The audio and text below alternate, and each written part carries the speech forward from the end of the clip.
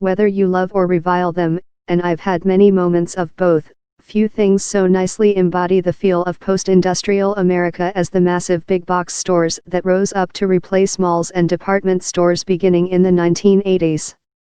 Liberals and their supporters in organized labor have always disdained the big box stores as powerful drivers of a ruthless, globalized economy. There's no way around it, they've undersold smaller competitors into the ground, while driving down wages and relying on part-time employees who usually lack basic benefits. In the service industry's race to the bottom, Walmart is basically the pace car.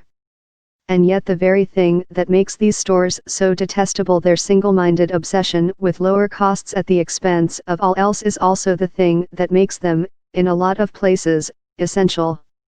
I remember Andy Stern, when he was the visionary leader of the nation's largest service employees union in the mid-2000s, explaining to me why he was ambivalent about attacking Walmart the way some of his fellow organizers did.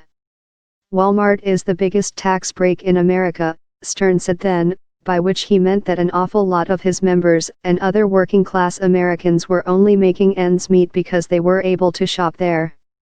And stores like Walmart and Target often service areas where, thanks largely to their predatory ways, there isn't much else around anymore. Here's what I mean. Several years ago, my daughter, like a lot of yours, was obsessed with American Girl dolls. If you've been through this special kind of hell, you know that a new doll will cost well over $100.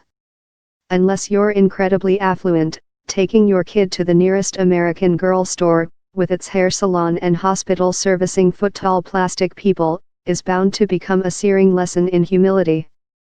At Target or Walmart, however, you'll find the Chinese-made equivalent, which doesn't have the fancy tag, and maybe its eyes don't close when you lay it down or something like that, but most little girls won't care. That doll is probably going to run you less than $50, well within the Christmas budget of most families. And I worry about the effect of a trade war on this rickety bridge across the growing chasm of inequality. You think we have anger and resentment now in parts of the country where the factories have shuttered and the banks are closing and families are coming unglued? Try raising prices on imported toys and cell phones and barbecues, just enough so that American families living on the edge of solvency can't make the numbers work anymore.